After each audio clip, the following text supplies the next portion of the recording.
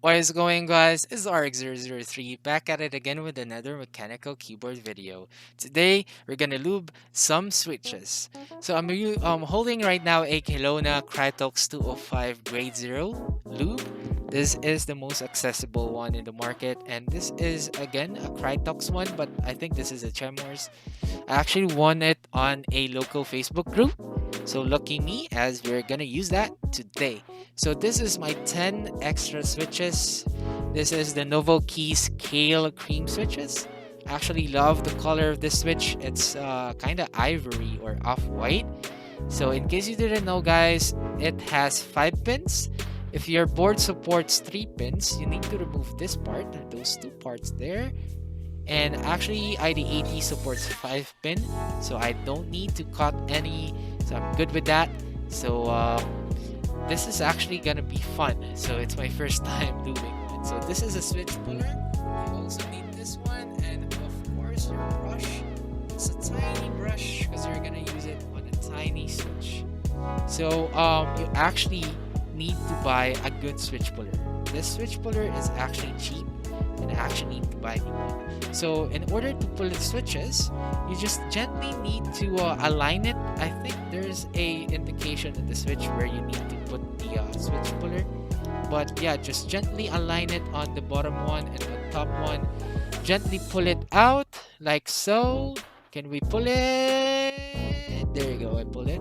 So you just need to be careful to not bend the pin, the 2 pins right there, because that's the one that connects the PCB where it actually matters the most.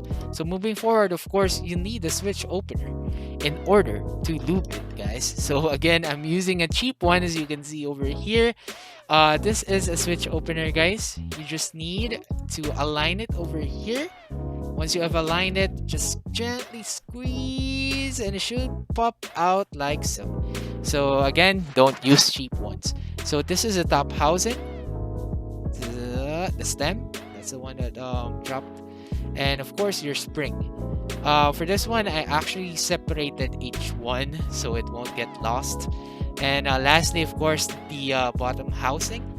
So top housing, stem, spring, and then the bottom housing. Again, do not buy cheap products like cheap switch opener and switch puller. And yeah, just separate it so you won't get confused. Some actually use a ziplock in order for their springs. They say it's much easier to lube them, but let's see. So moving forward, of course, time to lube the switches, guys. So actually just watched about one video about on how to properly lube the switches. So if I were you guys, just dig deep in the YouTube, just search and search. So don't be like me and just watch one video and then, oh, I think I can do this, like what I'm doing right now. So evenly spread it out on the bottom part. Some actually some of them lube it first on the top housing, spring, stem, and then lastly would be the bottom housing. But I'm actually starting at the bottom housing. So this is actually the stem, guys. Stem, and just again spread it out evenly. I actually don't know if I'm already over lubing this, so please guys, let me know in the comment section below if I'm already over lubing the switches. Actually, some prefer overloop switches, but actually I found out this one that this middle part is the most crucial one, because this one connects the spring to the bottom housing and then the actuation point, which is the most important one. I actually don't get it, but yeah, some actually use that, the ziplock, put the springs all together, put the lube, shake it, or just spread it evenly. And time to go for the top housing. This is the top housing, guys. I actually don't know which part to lube, but I'm actually just lubing the parts that might hit the all the parts, like the stem again. So just spread it evenly, guys. Don't forget about that. So once you're done, of course, just double check. I think the bronze metal part, I think they call it leaf, because that's the one that connects to the PCB or the pins. So of course, once you're done, I'm actually using a Tupperware tip. Buy a lubing station. That's a pro tip. So shout out to Justin. I think that's the name of the store where I won the giveaway. And then once you're done, guys, of course, it's time to clip it back all over again. So in terms of clipping back your pins, what you just need to do is, of course, get your bottom housing.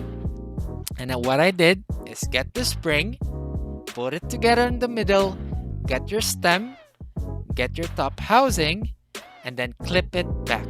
So this is a stem. I got confused at first where to put it back or what position to put it back, but there's actually an indication. That's the leg or the peg. Just put it on the back side near the leaf. Again, I don't know if that's called a leaf. Don't cringe, guys, please. I'm new to the community, so I promise I'll do more research. So this is the top housing, guys. So for the top housing, I think that's the indication that that should be on the bottom part, the hole right there.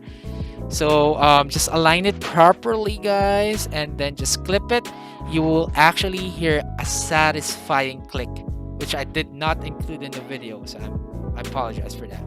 So once you're done, just make sure that's the bottom part, it hits the bottom part, and yeah, you're good to go. Next one would be putting it back. In terms of putting it back, guys, just remember that you need to align the switches to the PCB. You need to align it perfectly, because if not, you will have a bent switch or a bent pin on the bottom part. But as I mentioned earlier, it should be easy. If you bent one, just tweezer it out, unbent it, straight it, and then you should be good to go. So once you're clipping it back, just align it, and you will also hear a satisfying click, which I did not include in the video. Just clip it back and then pack. You'll hear that. I don't know if it's pack or pack, but yeah, sorry. You just need to clip it back, guys. So ID80 uses a hot swap PCB, meaning to say that you can use any switches. Some prefer soldering it, some prefer hot swap, but since I'm a beginner, I don't know how to solder, of course I would choose hot swap. They say that there's a wear and tear when using a hot swap board. That's why they prefer soldering, but for beginners, I highly suggest to just go for a hot swap, guys. So yeah, guys, I really hope you find this helpful somehow. But thank you so much, guys, if you made it to the end of the video. You can see here, I'm just clipping it back. I'm really sorry, didn't put the clipping sound. But yeah, guys, if you like the video, please hit the like button. Don't forget to share and subscribe for more. And I'll see you guys in the next video.